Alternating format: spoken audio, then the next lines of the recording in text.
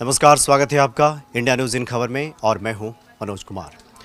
नागरिकता संशोधन अधिनियम 2019 दोनों सदनों से पास होने के बाद राष्ट्रपति के हस्ताक्षर होते ही वो कानून की शक्ल ले लेगा। लेकिन पूर्वोत्तर के राज्य असम में आग लगी हुई है। यहाँ तक कि त्रिपुरा से भी जो खबरें आ रही हैं उसको देख करके काफ़ी उग्र प्रदर्शन लोगों का। तो असम के लोगों की आखिर नाराज़गी क्या है, इस बात की हम चर्चा करेंगे और साथ में इस बात की भी हम चर्चा करेंगे कि क्या ये माकूल समय था इस बिल को लाने का, या क्या आवश्यकता थी अभी देश में इस बिल को लाने की। क्या और भी कुछ ऐसे मुद्दे नहीं थे जिनको सरकार को प्राथमिकता के स्तर पर रखना चाहिए था, उसकी चर्चा करनी चाहिए थी, या फिर इस मुद्दे को ला करके वाकई सरकार ने एक तरह से पूर्वोत्तर के लोगों को नाराज़ कर दिया है। क्या उनकी नाराज़गी जायज़ है, इस पे हम बात करेंगे। हमारे साथ इस वक्त हमारे दो वरिष्ठ सहयोगी संदीप अमर जी और विद्याशंकर तिवारी जी। सबसे पहले संदीप जी, आप ही बताएं, अभी जो असम में चल रहा है पूरे देश ने तो स्वीकार कर लिया है, असम के लोगों की क्या नाराज़गी है? नहीं, स्वीकार किसी ने नहीं किया है। देखिए, स्वीकार का कोई इसमें मतलब ही नहीं है। पहले तो जैसे क्या है कि हमारे नेशन का प्रायोरिटी क्या है, हम करना क्या चाहते हैं। अभी 4-5 महीने पहले आपने आर्टिकल 370 हटा दिया, ठीक है। फिर सोशल मीडिया पे सब जो कि हम वहाँ प्लॉट खरीद लेंगे। जहाँ इंटरनेट नहीं है, जहाँ स्कूल बंद पड़े हैं, कॉलेज बंद पड़े हैं, जहाँ सिटिंग जो पहले के एक्स चीफ मिनिस्टर 4-4 महीने से quote and quote preventive detention में है। कभी तो कहते हैं वहाँ वायलेंस है नहीं, वायलेंस है नहीं तो फिर प्रिवेंटिव डिटेंशन में है। तो मतलब अगर हालात ठीक है तो ये बताने की क्या ज़रूरत है कि हालात ठीक हैं। जहाँ हालात ठीक होते हैं वहाँ तो बताने की ज़रूरत नहीं पड़ती ना। जो भी कोर इश्यूज़ हैं हमारी कंट्री के, मतलब बेबी मोर्टालिटी रेट्स हैं, इकॉनमी है, अनएम्प्लॉयमेंट है, ये गवर्नमेंट तो मानती नहीं है कि खैर रिसेशन है, लेकिन जो भी इश्यूज़ हैं, मतलब इस मुद्दे की पहले चर्चा होनी चाहिए थी और इसको पहले कंट्रोल करना चाहिए था, उसके बाद ये। मैं वो नहीं कह रहा, मैं कह रहा हूँ आई थिंक हमारी गवर्नमेंट बड़ी क्रिएटिव है। मतलब इनका दिमाग बहुत तेज चलता है और ये चाहते हैं कि ऐसे ऐसे मुद्दे उठाएं जिससे अनरेस्ट रहे देश में। जैसे अगर हम जॉर्ज बुश की प्रेसिडेंसी देखें तो मेजॉरिटी ऑफ जॉर्ज, जैसे ना यूएस में क्या होता है कि एक नेशनल सिचुएशन होती है, तो ग्रीन होती है, येलो होती है, एम्बर होती है, रेड होती है, मतलब कि देश पे कितना खतरा है। अब पर्ल हार्बर के अटैक के बाद तो यूएस पे आज तक किसी ने कोई अटैक नहीं किया। यूएस ने ही दुनिया पे अटैक किया और किसी ने यूएस पे कोई अटैक नहीं किया। बट जॉर्ज बुश ने रोज कहा कि अगर ये सिचुएशन में रेड से एम्बर भी ले आया तो हमारा देश बर्बाद हो जाएगा, हम बड़े खतरे में, हम बड़े खतरे में, हम बड़े खतरे में। और obviously world trade tower attack की वो बात कर रहे हैं। मतलब ट्रेड टावर मैंने इसलिए नहीं बोला क्योंकि वेपनरी अटैक नहीं था वो। तो अब उसने रेड दिखा दिखा के वोट लेके वो मुझे लगता है हमारी जो भारतीय जनता पार्टी है उसका यही व्यू है कि इकोनॉमी और ये सब को छोड़ो और से दिखाओ सिचुएशन बड़ी मुश्किल है, कोई मेजर इशू चल रहा है। अच्छा, ये शो करो। मतलब आज से 3 हफ्ते पहले आपने किसी आदमी के नाम मुंह से सुना था कि सिटीजनशिप बिल क्या होता है और किस लिए चाहिए? या कोई जंतर मंतर पे हज़ारों करोड़ लोग बैठ के कह रहे हैं कि हमें सिटीजनशिप दो, हम 1970 के आए हुए हैं। या दिल्ली में जो अफ़गानिस्तान कॉलोनी बने हुए हैं वो लोग सड़क पे उतर आए हैं कि हम अफ़गानिस्तान से, हमें यहाँ मतलब हम मुस्लिम हैं, गैर मुस्लिम हैं। देखिए, अमित शाह तो दो बातें कह रहे हैं। एक तो कह रहे हैं कि हमारे घोषणा पत्र में था बहुत पहले से, और दूसरा ये सबसे मानवीय कार्य है। ऐसे लोगों का जहां पूरे दुनिया में कहीं ठिकाना नहीं था, उनको अपनी जगह दे रहे हैं यहाँ पे। पहली बात तो घोषणा पत्र की तो कोई वैल्यू, अब भारतीय जनता पार्टी को तो घोषणा पत्र की बात नहीं करनी चाहिए क्योंकि वो तो घोषणा पत्र एक आध दिन पहले ही मेरे ख्याल आजकल रिलीज करते हैं। उनका संकल्प वो कोई पत्र रिलीज अब करते नहीं, उनको कोई मन है नहीं घोषणा पत्र का। और मतलब बिल्कुल देखिए, एक चीज़ आदमी कहता है ना, नहीं ये ध्यान भटका रहे हैं। ये ध्यान नहीं भटका रहे, ये चाह रहे हैं कि देश में एक कंसिस्टेंटली एक ऐसा माहौल बना रहे जिसमें डिवाइसिव पॉलिटिक्स चलती रहे। अच्छा, इनको इकोनॉमी से कोई ऐसा, अभी आप देखिए लोग कह रहे हैं एक तरफ रिसेशन है, दूसरी तरफ शेयर मार्केट ऊपर जा रही है। दूसरी तरफ शेयर मार्केट ऊपर जा रही है, बट सब लोगों के शेयर पोर्टफोलियो डाउन है, क्योंकि कुल मिला के 4 या 5 या 10 शेयर ऊपर जाते हैं। अब हमारी पब्लिक भी तो कौन सी, अब देखिए असम में लोग सड़क पे हैं, उससे आपको चिंता है क्यों? उससे हमें क्यों चिंता होनी चाहिए? जिस पे देखिए क्या होता है ना, जैसे जब वैसे तो मैं वेजिटेरियन हूँ, बट जैसे एक पिंजरे वो मुर्गे होते हैं, ठीक है ना, जब कोई खरीदने जाता है तो एक मुर्गा जिसको निकालते हैं ना वो फड़फड़ाने लगता है, लेकिन बाकी सब चुगते रहते हैं। तो हम हिंदुस्तानियों का वो हाल हो गया कि जिस पे आ गई बात वो फड़फड़ाने लगा और बाकी मुर्गे वो बस अपने चुने जा रहे। तो अब असम फड़फड़ाने लग गया, कश्मीर में 5 महीने से डिटेंशन है। मेरा आपसे क्वेश्चन है, और एक्चुअली क्वेश्चन है, क्या कश्मीर पीसफुल है इस टाइम? नहीं, बिल्कुल नहीं। अभी वहाँ से जो खबर नहीं, ये कह तो रहे हैं पीसफुल है, तो फिर आप प्रिवेंटिव डिटेंशन हटा दो। मतलब आपके कहने का मतलब कि अनावश्यक ये मुद्दा था, और बीजेपी और जो वर्तमान सरकार है आवश्यक मुद्दों को छोड़ करके अनावश्यक, और ये एक तरह से मेरा मतलब ये नहीं है, मेरा मतलब ये है आवश्यक अनावश्यक तो पर्सनली है ना, कि मेरे को क्या ठीक लग रहा है। तो इनका मतलब ये है कि जो इलेक्शंस के लिए एक गर्मा गर्म एनवायरनमेंट बना रहे, गर्म एनवायरनमेंट बना रहे। देखिए अगर सबकी दाल रोटी चलती रहे, सबकी शादी हो जाए, सब चैन से जीने लगे, ठीक है ना, वो एक मजाक की बात वो कहता है कि get a terrorist a girlfriend and he will not be a terrorist, ठीक है। चलिए विद्याशंकर तिवारी जी से बात कर लेते हैं। देखिए असम की समस्या जो है उस पर तो हम बात करेंगे, पहले आप ये बताइए कि क्या वाकई अब के समय में ये वाकई कोई मुद्दा है कि नहीं, कि एक हम नागरिकता संशोधन विधेयक लाएं कि जो बाहर के शरणार्थी हैं उनका कहना है कि जो बाहर जो हिंदू और सिख, बौद्ध, जैन, जिनका कहीं कोई ठौर ठिकाना नहीं था, हमने उनको जगह दे दी, ये तर्क था गृह मंत्री का। देखिए निश्चित रूप से बीजेपी के लिए तो ये मुद्दा था, क्योंकि वो अपना कोर इशू जो 4 पॉइंट लेकर के चले थे उसमें से एक ये था। अब अगला यूनिफॉर्म सिविल कोड है, ठीक है ना। लेकिन जो समय चल रहा है, यहाँ रोटी कपड़ा मकान के लिए लोग संघर्ष कर रहे हैं, लोगों की नौकरियाँ जा रही है, तो होता क्या है, राजनीति बहुत ही गंदी चीज़ होती है। कोर इशू से लोगों का ध्यान भटकाने के लिए जब ये समय रखा जाता है ना कि इस पीरियड में विंटर सेशन होगा, उसके पहले ही उसी दौरान ये तय कर लिया जाता है कि कौन कौन से इशू लाएंगे, असली इशू पे बहस ही ना हो। और दिक्कत इस बात की है कि आम आदमी से लेकर के और पॉलिटिशियन तक असली इशू पे बात नहीं कर रहा है, ठीक है। परेशान तो है, वो झुलझुला रहा है, लेकिन जो संसद में गूंजनी चाहिए थी, जो हंगामा होना चाहिए था रिसेशन को लेकर के, लोगों की जा रही नौकरियों को लेकर के, वो हंगामा तो नहीं हुआ। जरा सा चर्चा हुई, उसके बाद बात खत्म लगी, ठीक है। तो लोकतंत्र में यदि विपक्ष कमजोर होता है तो लोकतंत्र का यही हाल होता है जो अभी हो रहा है। आप चाहते तो इसको टाल भी सकते थे, अभी आपके पास 4 साल 4.5 साल पड़ा हुआ है, पहले मंदी से निपट लेते, लोगों को रोजगार दे लेते, रोटी कपड़ा मकान की व्यवस्था करते। 3 आपने डिसीजन धड़ाधड़ कर लिया। कितने महीने इस सरकार को आए हुए? 5 महीने, ठीक है। इसमें तिवारी जी मैं आप ही से क्वेश्चन पूछना चाहूँगा। देखिए बेसिकली सर क्या है कि एक बात तो पूरी दुनिया मानेगी कि मिस्टर मोदी को भाषण देने में बहुत मज़ा आता है, और वो हैं भी बहुत अच्छे, मतलब he is quite a good speaker. अब क्या हो रहा है ना सर, पूरे 5 साल कहीं ना कहीं इलेक्शन तो हो ही रहा है। अब मेजर इनका जो सबसे बड़ा गढ़ इन्हें तोड़ना है वो दिल्ली है, ठीक है। फिर छत्तीसगढ़ इलेक्शन है मेरे ख्याल से, छत्तीसगढ़ नहीं सॉरी, अब ये झारखंड इलेक्शन है। तो अब सर क्या है ना कि ये माहौल आपके हिसाब से किस लिए बन रहा है? इलेक्शन जीतने के लिए तो बन रहा है। तो इलेक्शन जीतने के लिए तो माहौल इन्होंने महाराष्ट्र और झारखंड हरियाणा में भी बनाया था। कब? 370 जोर शोर से उठाया गया था, 3 तलाक पास ही हो चुका था, लेकिन इससे बात तो नहीं बनी। देखिए एक बात तो है, लग रहा है हम लोगों को कि लोग ऐसा नहीं सोचते, लेकिन लोग ऐसा सोचते हैं। दिल्ली में आपको बिठा दिया वो अलग बात है, लेकिन स्टेट इनके हाथ से एक एक करके निकलता है। अच्छा देखिए एक और सवाल यहाँ पे है, जबकि नीतीश कुमार ने भी बयान दिया था एक मसले पर, उन्होंने कहा था कि देखिए बहुत सारी बातों को हम एक साथ नहीं मिला सकते, कॉकटेल नहीं बना सकते हम। जब रोजगार की बात होती है और हम रोजगार पे लगे तो कुछ और मुद्दा आप उठा दें, जब हम कॉमन सिविल कोड की बात करें तो आप किसी और बात का जिक्र करने लगे। बारी बारी से होगा, ये कहा है गृह मंत्री ने, तो ये तो कम से कम उस पर यकीन करना चाहिए था। बारी बारी से कीजिए, पहले रोटी कपड़ा मकान दे लीजिए। असल मुद्दे पे आइए। 4.5% आर्थिक वृद्धि दर है, आप उसको रिसेशन मान ही नहीं रहे हो। आपका वित्त मंत्री कहता है कि नहीं रिसेशन नहीं है, मंदी क्या चीज़ होती है, ठीक है। और पैकेज घोषित करते जा रहे हो, पैकेज का कोई असर हो नहीं रहा है। तो सबसे जो बड़ी बात है वो ये है कि आदमी के लिए रोजगार की व्यवस्था होगी।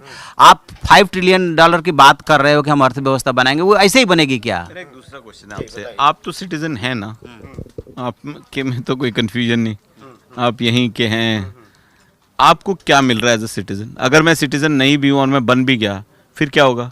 नहीं सर, ये तो दर्द वही बता सकता है जो सिटीजन नहीं होगा, नहीं है तो सर क्योंकि कोई ना जो होगा उसको तो सारी सुविधाएं मिल रही है, इसलिए उसको पता नहीं चलेगा। जो नहीं होगा, जो शरणार्थी कैंपों में रह रहे हैं, जो संघर्ष कर रहे हैं, उनको पता चलेगा। एक एग्जाम्पल मैं बताना चाहूँगा, जिस मैं शरणार्थी कैंप में गया था। मैं रोकता हूँ सर, जो क्राइसिस है ना, क्राइसिस को हम सॉल्व करने की कोशिश करते हैं। क्राइसिस कहाँ से आया ये हम नहीं सॉल्व कर रहे। जो सीरियन रेफ्यूजीज पूरी दुनिया में जाना चाहते हैं, वो जंग किसने शुरू की थी? अमेरिका और रशिया ने। एक तरफ रशिया, एक तरफ अमेरिका, पूरा सीरिया बर्बाद कर दिया। ठीक है, और क्यों सीरिया? क्योंकि वहाँ ऑयल है, ठीक है ना। और अब ये दोनों, मतलब if I don't mind my words, गोरे देश चैन से बैठ गए, ठीक है ना। और सीरिया के बच्चे मर रहे हैं रोज़ रबर बोट्स में, आज तक मर रहे हैं। मैं ये कह रहा हूँ कि अगर जो लोग पार्टीशन के दौरान पाकिस्तान में रुक गए थे, चाहे वो हिंदू थे, तो या तो उन्हें आ जाना चाहिए था। चलिए वो अब आ गए, उसमें भी कोई बात नहीं, ठीक है। आके अभी भी तो वो रह ही रहे हैं पूरे सिटीजन। क्या उन्होंने सड़क पे चलना या मेट्रो में जाना बंद कर दिया है? बहुत ही बुरे हाल में है। बुरे हाल में सर कौन होता है? बुरे हाल में तो हमारे यहाँ से भी बहुत से पंजाबी लोग, बहुत से गुजराती लोग साउथ अफ्रीका गए थे।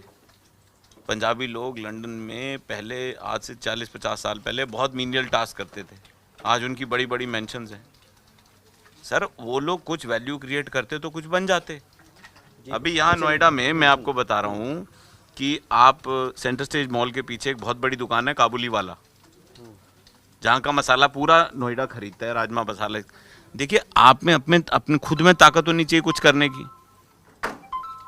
अब अगर आप और मैं IIT नहीं गए तो हम ये कहें कि हम IIT जा सकते थे, हम जान के नहीं गए। नहीं सर, ये आपके ओपिनियन हो सकते हैं। ये बात कोई थोड़े हुई कि आप वैल्यू क्रिएट कीजिए। 1.5 करोड़ लोग आ गए हैं और वो शरणार्थी कैंपों में रह करके और सड़क पे जो है संघर्ष कर रहे हैं, तो कोई तो उनकी सूद लेगा। इस सूद लें, हम क्यों ले सूद उनकी? अब जैसे रोहिंग्यास है, वो बर्मा की प्रॉब्लम है, तो हम क्यों सॉल्व करें?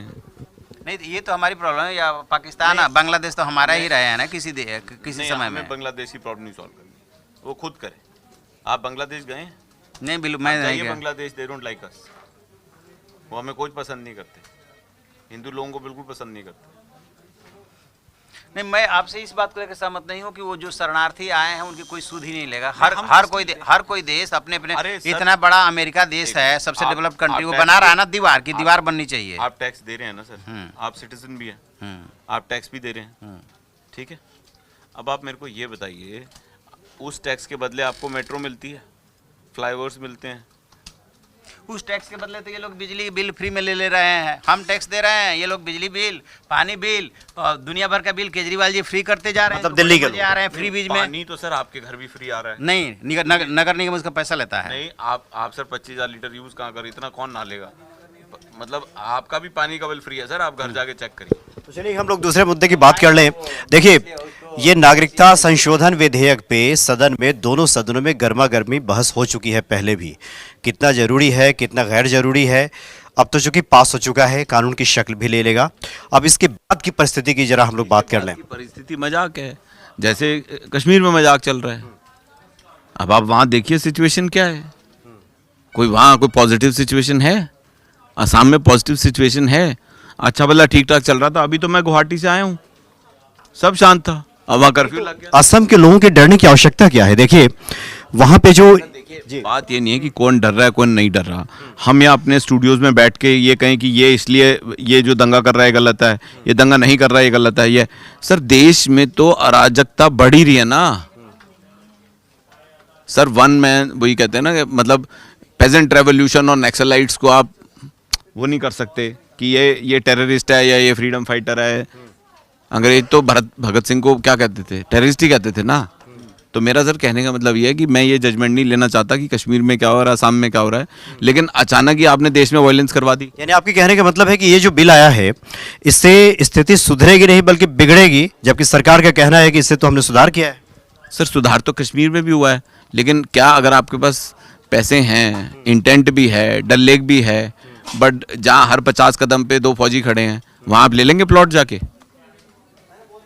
ठीक है, या हमारे हरियाणा के लोग वहाँ से गोरी लड़कियाँ लाना चाहते हैं, मतलब वहाँ क्या सॉल्व हुआ सर, क्या सॉल्व हुआ आप बता दीजिए। नहीं, अभी तक की परिस्थितियों में तो ऐसा कुछ नहीं कह सकते कि वहाँ पे चमत्कार हो गया है या कोई सॉल्व हो गया। निश्चित रूप से वहाँ के फौज की उपस्थिति ज़्यादा है, इसलिए जो भी दिख रही है। उपस्थिति, वहाँ के राज्यपाल कहते हैं कि इंटरनेट, तो जो इंटरनेट है ना, internet is use for terrorist activities. मतलब टेररिस्ट यूज, अरे सर टेररिस्ट क्या, हम भी तो यूज करते हैं, सब करते हैं, वो ये मतलब कह रहे हैं आम आदमी भी करता है। आम आदमी को जरूरत नहीं है सर। वो तो उनका तर्क हो सकता है सर। तो देखिए, चलिए अब असम के संदर्भ में बात कर लें। देखिए 2014 का जो बना है नियम कि 2014 तक का जो समय सीमा निर्धारित की गई है कि बाहर से आए हुए जो भी शरणार्थी हैं उनको सदस्य मान्यता दे दी जाएगी, यहाँ का नागरिक हो जाएगा। असम की जो मूल समस्या है, असम के लोगों को लग रहा है कि अभी एनआरसी का जो मसला आया था जिसमें 12 लाख लोग जिससे बाहर हो गए थे, 19 लोग हिंदू बताए गए थे उसमें, इन 12 लाख लोगों को भी नागरिकता मिल जाएगी। इससे उनका मूल स्वरूप बिगड़ जाएगा, यानी कि संसाधनों में बंटवारा हो जाएगा, इंफ्रास्ट्रक्चर में, जो उनकी संस्कृति, जो खूबसूरती, उनकी भाषा, इस पे एक तरह से संक्रमण हो जाएगा। उनका कहने का ये आसान नहीं है सर, इतना आसान नहीं है। आप एक बात समझिए, मेघालय में 1850s में पंजाबी दलित लोग ब्रिटिश लेके आए मैनुअल स्कैवेंजिंग करने 1850s में, और अब जो लोकल खासी और पंजाबीज में वहाँ रॉयट्स हो चुके हैं, आपको पता होगा पिछले 2 साल में। सर कौन कहाँ से आया, कौन कैसे होगा, इसका कोई लॉजिक ही नहीं है। ऊपर से आप कह रहे हो रिलीजन के बेस पे डिसाइड होगा कि तुम्हारा, मतलब ये पार्ट मैं ज़्यादा डिस्कस नहीं करना चाहता, क्योंकि मैं तो जरा आप ह्यूमनिटी ग्राउंड पे बताएं।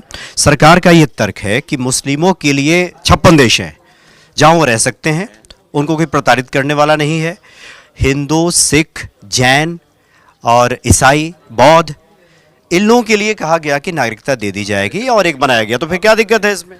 आपको पता है बाय परसेंटेज सबसे तेज रिलीजन कौन सा ग्रो कर रहा है? कौन सा कर रहा है? बुद्धिज्म। बाय परसेंटेज यानी 100 पे 10 सबसे fastest growing religion is Buddhism. और बुद्धिज्म को इंडिया से किसने भगाया? किसने भगाया? हिंदूज ने।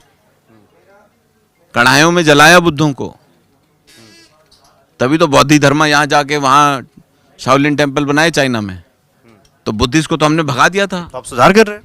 नहीं, मैं कुछ नहीं कर रहा, मैं तो बता रहा हूँ आपको, मैं तो कुछ भी नहीं करना चाहता सर। मैं तो इन अजीब अजीब लॉजिक को देख के मेरे को तो समझ ही नहीं आता कि हम अजीब क्या करना चाहते हैं। अब 2 स्टेट्स में हमने टर्मोइल कर दिया, क्या कर्फ्यू लगाना अच्छी बात है?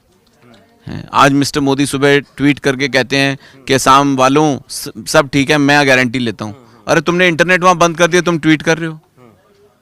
फिर भाई mister Modi, how will people read your tweet when you shut down the internet? Sir logic की बात करना तो अब इस देश में मजाक हो गया है। मतलब अपने अपने फायदे घाटे के हिसाब से काम हो रहा है। सर आप भी ऐसे ही करो, मुझे भी ऐसे ही करना चाहिए। ये सिटीजनशिप बिल का मतलब ही समझ नहीं आ रहा। अभी तिवारी जी आप प्लीज समझाएं तो सही, ये है क्या? जी बताइए देखिए, नट सेल में सिटीजनशिप बिल ये है कि अभी तक सिटीजनशिप जो दी जाती थी 1955 का जो एक्ट है उसके हिसाब से दी जाती थी, और 2 उसमें मुख्य तरीके थे देने के, एक बाई बर्थ और एक यदि लेना चाहते हैं आप सिटीजनशिप यहाँ की तो सर्टेन आपको फॉर्मेलिटीज पूरी करनी होती थी। अब उसमें हुआ क्या था कि उसका जो डेट निर्धारित किया गया था 19 जुलाई 1948 डेट निर्धारित किया गया था कि तब तक इस तिथि तक जो आ गए वो हमारे हो गए, अब उसके बाद आएंगे वो हमारे नहीं होंगे, उस फॉर्मेलिटी से गुजरना पड़ेगा। इस बीच में क्या हुआ कि पार्टीशन के दौरान बहुत सारे लोग उधर से आए और बाद में भी आते रहे। अच्छा एक बात बताइए, अदनान सामी को हमने क्यों सिटीजनशिप दी? उसने फॉर्मेलिटी पूरी की। नहीं क्यों दी? भारत सरकार मुस्लिम है, उसे क्यों नहीं, भारत सरकार को लगा कि उसको देना चाहिए तो दे दिया, उन्होंने मांगा उन्होंने दे दिया। जब लगने पे ये आपके, तो फिर काहे का बिल? बिल इसलिए कि जो लोग शरणार्थी आ गए हैं 1.5 करोड़, समझिए ना मेरा, सपोज आप सरकार हो, आपका मन किया जिस मर्जी को दे दो, ठीक बोल रहा हूँ ना? तो फिर बिल का क्या मतलब है? नहीं सर, ठीक इसलिए नहीं बोल रहे हैं कि जो 1955 मतलब आप ये कह रहे हैं कि थोड़ा सा तो देखिए, थोड़ा सा मैं करेक्ट कर दूं इसमें जी। देखिए अभी एक मसला अदनान सामी का कोर्ट में गया था, जिसमें यह हुआ था कि उन्होंने कोर्ट के सामने गलत हलफनामा दिया था, कुछ प्रॉपर्टी वगैरह खरीदा था। तो जो तर्क दिया गया गवर्नमेंट की तरफ से भी कि वो सारे क्राइटेरिया को पूरा करते हैं, उसमें सबसे बड़ा ये था कि भारत के राजस्व को बढ़ाने में उनका बहुत बड़ा योगदान कई सालों से रहा है। तो ये भी क्राइटेरिया है। तो भारत की अर्थव्यवस्था को, भारत की स्थिति को अदनान सामी ने कैसे भारत की अर्थव्यवस्था को बढ़ाया? बहुत बड़ा टैक्स पेयर है भारत का। कब टैक्स किसने दिया टैक्स? जब से आया है, एग्जैक्ट आंकड़ा तो मुझे नहीं पता। कौन सा गाना चला उसका अभी तक कोर्ट में? जी देखिए, कोर्ट में जब उसका गाना चलता था तो हम पाकिस्तान में कॉपीराइट के पैसे देते थे, तो हमारा पैसा ले गया उल्टा। कैसी बात कर रहे हैं आप? कौन सा गाना चला पिछले 1.5 साल में? तो भी मुझको लिफ्ट करा दे जैसा कुछ गाना। तब तो हमें वहां देना पड़ा ना। अगर आप एवेंजर्स पिक्चर देखते हैं तो रेवेन्यू कहाँ जाता है? अमेरिका या इंडिया? कहाँ जाता है? नहीं, जो बात अमेरिका जाता है ना। अमेरिका जाता है sir, America is biggest exporter of entertainment also. Please understand, America entertainment का भी एक्सपोर्टर है सबसे बड़ा, वो सिर्फ टेक्नोलॉजी का एक्सपोर्टर नहीं है। तो अगर आतिफ असलम की सीढ़ियां आप खरीद रहे हैं तो उसके पैसे कहाँ जा रहे हैं? देखिए, हम लोग विषयांतर हो जाएंगे, फिर हम लोग चर्चा करने लेंगे क्राइटेरिया क्या है किसी को भी नागरिकता देने की, तो एक अलग मसला हो जाएगा उसके बाद। जी क्या कर रहे हैं ना सर, हम ये कह रहे हैं कि मेरी जो मर्जी है, जब मर्जी चाहेगी मैं वो करूंगा, और जो तुम्हारा हाल है तुम कानून पे निश्चित हो जाओ। मतलब जो तुम्हारी एग्जिस्टेंस है वो ये किचन सिंक है, ये रूल बुक है, इसको पकड़ लो, और मेरा जिसको मन किया मैं उसको राजा बना दूंगा। मेरा मन किया अदनान सामी ले आऊंगा, मेरा मन किया कोई वसीम अकरम ले आऊंगा, मेरा मन पे डिपेंड करता है। ऐसा है क्या? नहीं तो सरकार तो डिसीजन लेती ही अपने हिसाब से। पहले भी जो बांग्लादेश की लेखिका थी उनको दिया, हमने शरण दिया उस समय जो यूपीए सरकार थी उसका मन किया, उसने दिया, उसे लगा कि हमारे लिए सूटेबल है इसलिए दे दिया। ऐसे इनको अदनान सामी को लगता है कि हमारे लिए सूटेबल है और सर्टेन फॉर्मेलिटीज पूरी कर रहे हैं, दे दिया। हर देश देता है, इन्होंने भी दे दिया। जब सब कुछ आपकी मर्जी से हो जाता है तो फिर आप कानून बनाते क्यों? फिर तो आप राजा हो गए ना, जब पुराने टाइम में राजा होता था। कोई भी लेगा इस कानून के हिसाब से ही लेगा। काहे का कानून? ऐसा नहीं है कि फॉर्मेलिटी पूरी नहीं करोगे। नहीं, जैसे एक सवाल आता है जैसे जी एक बात बताइए, आईपीएल में पाकिस्तानी कमेंटेटर चल सकता है, कोच नहीं चल सकता, प्लेयर नहीं चल सकता, इसका क्या मतलब है? सर आईपीएल तो प्राइवेट बॉडी हो गई ना, यहाँ गवर्नमेंट के एक्ट। सर आईपीएल में गवर्नमेंट ने कहा है कि पाकिस्तान प्लेयर नहीं आएगा। ठीक है, वो पर्दे के पीछे से जाएगा। नहीं, पर्दे के पीछे से नहीं, पर्दे के आगे से है। क्योंकि आईपीएल और जो भी बीसीसीआई उसके रूल्स वो अपने रूल से गवर्न होते हैं। हाँ, गवर्नमेंट ऑफ इंडिया का इतना जरूर होता है। सर मेरा कहने का मतलब ये है, आप इसका जवाब दीजिए। मैं कह रहा हूँ सरकार अपनी टोटल मनमानी चला रही है। जब जो उनका मन करता है वो कभी पूरी पावर यूज़ करते हैं जिसका कोई मतलब नहीं है। कभी वो कहते हैं रूल तो ये है, कभी कहते हैं मेरी चलेगी, कभी कहता है रूल देख लो। संदीप जी की बातों में एक और सवाल आपसे पूछेंगे। एकदम तो दिखता है चूंकि बीजेपी की सरकार हमेशा भारतीय सभ्यता संस्कृति की बात करती है और कह रहे कि हम हितैषी बने हुए हैं, जबकि यहाँ की जो परंपरा रही है उसमें तो सभी शरणार्थियों को जगह दी गई है। तो कैसे बनी है? किसने? नहीं, मतलब जो पहले से रहा है कि जो भी हमारी शरण में आएगा, जो सदियों से ऐसा रहा है इतिहास में, वसुधैव कुटुंबकम, पूरा विश्व ही हमारा परिवार। कहाँ से आप कौन सी सभ्यता, कैसी सभ्यता? मतलब व्हाट इज सभ्यता? कौन कह रहा है ये तो ऐसी एक श्लोक है वसंत, जी टीवी पे चलता रहता है आजकल, वो भी अब चले गए सुभाष चंद्रा जी। ये कैसे, किसने कहा है कि हम लोगों को एक्सेप्ट करें? यहाँ ईस्ट इंडिया कंपनी को एक्सेप्ट किया था हमने। सर कौन से 2 टके के मतलब कबीले के लेवल के लोगों ने हम पे लोदी फोदी, पता नहीं ऐसे 2-2 टके के लोगों ने हमारे यहाँ राज किया है, पता है आपको? तो फिर ये तो सर कमजोरों की बातें होती हैं। मतलब कहने का मतलब कि किसी को भी शरण वरण की आवश्यकता है, ऐसे ही कुछ? शरण क्या सर, हमारे यहाँ तो जब चाहे लूट ले। अभी पानीपत की पिक्चर देख लो आप, उसको बुलाया ही था ना। उस पिक्चर में भी ये दिखा दिया कि ये तो जी जीता हुआ हार गए, इन्होंने धोखा दे दिया। मतलब हम जो 2000 साल गुलाम रहे वो हमने अपने साथ आपस में धोखा कर लिया। सर जब अलेक्जेंडर आया था तो सबसे पहले कंबोज था, ठीक है ना? कंबोज की इधर इससे नहीं बनती थी, पोरस से। उसने कहा चलो ठीक है जी, मैं आपके साथ हूँ, चलो पहले इसको खत्म कर लो। और उसके बाद जो आपके महान चाणक्य थे उन्होंने क्या समझाया चंद्रगुप्त मौर्य को कि अलेक्जेंडर के साथ पहले पूरे भारत का नाश कर लेते हैं, फिर उसे कब्जा लेंगे। ये है आपका, इज दिस एथिक्स? उसका अगला राजा कौन था? बिंदुसार, जो चंद्रगुप्त मौर्य का बेटा था। उसका बेटा कौन था?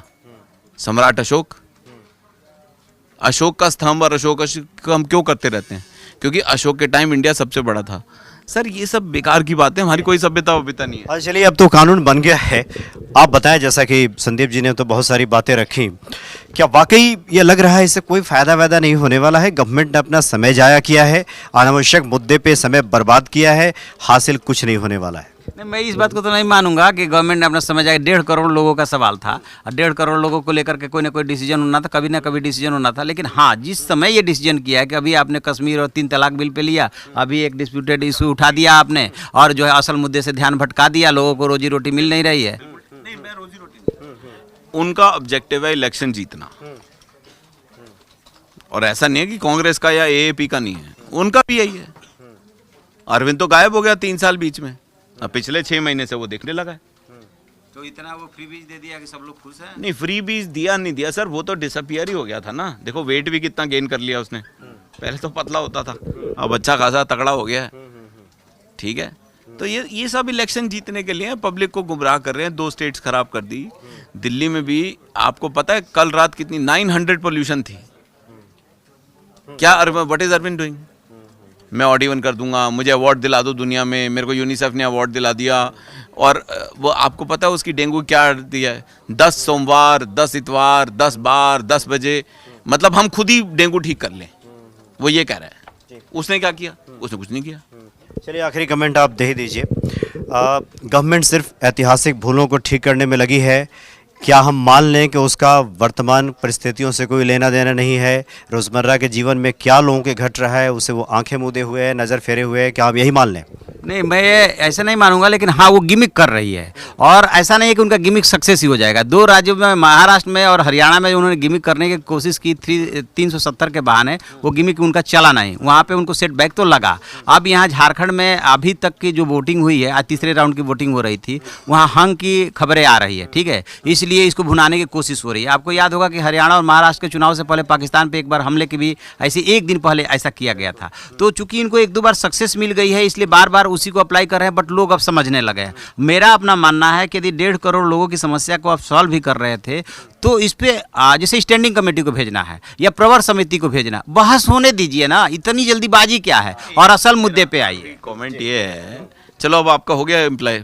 नहीं, आपसे एक और सवाल मेरा था कि जी हो गया इम्प्लीमेंट, हो गया ना सर, हो गया। अभी तो राष्ट्रपति का भी हो जाएगा, चलो हो जाएगा। उसके बाद सर सीलमपुरी और गुड़गांव से सारे बांग्लादेशी मुसलमान हटा देंगे? बोलिए हाँ। हाँ तो बिल्कुल, कहीं ना हटाएंगे। एनआरसी लाएंगे तो हटाना पड़ेगा। अरे सर कब लाएंगे? बोला है ना कि देश के लिए लाएंगे, पूरे देश में लागू करेंगे। अरे लागू करेंगे करेंगे कब? अब इंतजार कीजिए, जब करेंगे तो हंगामा मच जाएगा। एक और चलिए आखिरी कमेंट। आप तो अभी देखिए सर, आप तो सिर्फ अभी सिटीजनशिप अमेंडमेंट बिल के बारे में चिंता कर रहे हैं। अभी तो सरकार का अगला कदम है population control, common civil code, अब उसकी तैयारी सरकार कर रही है। अरे सर उससे होगा क्या? मतलब how will you control population? जैसे रामदेव कहते हैं कि जिनके 2 बच्चे ज्यादा उन्हें वोट नहीं करने देना। एक बार लालू प्रसाद यादव से पूछा कि जिनके 2 बच्चे से ज्यादा हैं उनके मुख्यमंत्री उनको बनने नहीं देना चाहिए, तो उन्होंने कहा मुख्यमंत्री बनने के बाद तो 2 ही ना हुए हैं। सही बात है। यहाँ तो हालात आप देखिए ना, कैसे रोक लेंगे आप किसी को? लोग रुक गए, लोगों के बच्चे। इस गवर्नमेंट से उम्मीद कुछ लग रही है कि अब जनहित के बारे में कुछ बात करेगी? सर बात यह है, सच बात यह है, इस गवर्नमेंट उस गवर्नमेंट, कांग्रेस ने क्या कर लिया था? मिस्टर मनमोहन सिंह ने भी तो रुपये को गिरा ही दिया था ना। वो अपने आप को इकोनॉमिस्ट बोलते हैं, क्लियरली 2G स्कैम। देखिए अगर सुब्रमण्यम स्वामी की कोई बहुत बड़ी कंट्रीब्यूशन है तो वो 2G स्कैम में अरेस्ट करवाने की उसकी है, और उसने कानून को अच्छा यूज़ किया। बाद में मैं उसका कोई फ़ैन नहीं हूँ, लेकिन क्या हो गया? अच्छा जी समय के बारे में समय के बारे में तो बेसिकली ये है कि हर पार्टी सिर्फ इलेक्शन जीतने के लिए काम कर रही है और हिंदुस्तान की जनता सफ़र करती जा रही है। इस सामने जो हमारा सेक्टर 16 का मेट्रो स्टेशन है, शाम के 6 बजे लेडीज़ का बैग चेक होता है, और जनरली सब लेडीज़ के पास पर्स होता है, आदमी तो फिर भी खाली हाथ होता है। कम से कम नहीं वो लाइन नीचे एंड तक 400 लड़कियां खड़ी होती हैं। ये आपने तरीका अपना रखा है। आप कहते हैं लेडीज़ की सिक्योरिटी होनी चाहिए, ये होना चाहिए, वो होना चाहिए, फिर आप ये गिनवाने लगते हैं अमेरिका में भी हर 6 मिनट में रेप होता है, तो आप 3 मिनट में करवा लो। तो चलिए कुल मिलाकर ये कह सकते हैं कि एक नई परिस्थिति या यूं कहें कि एक नई शुरुआत जो दिखाई दे रही है कि देश में बहस भी चल रही है और सरकार अपनी प्रतिबद्धता भी दिखा रही है। ये खास करके ये मोदी गवर्नमेंट पार्ट 2 जब से आई है तब से देखा गया है कि लाख विरोध, लाख तंज, लाख कटाक्ष, लाख प्रदर्शन होते रहे। तो एक ये बहस हालांकि पूरे देश में चलती रहेगी इस मसले को लेकर और सरकार अपनी प्रतिबद्धता जो कमिटेड है वो दिखाती रहेगी। चलिए, बहुत बहुत शुक्रिया आप दोनों का। नमस्कार। इन खबर चैनल को सब्सक्राइब करें और बेल आइकन दबाना ना भूलें।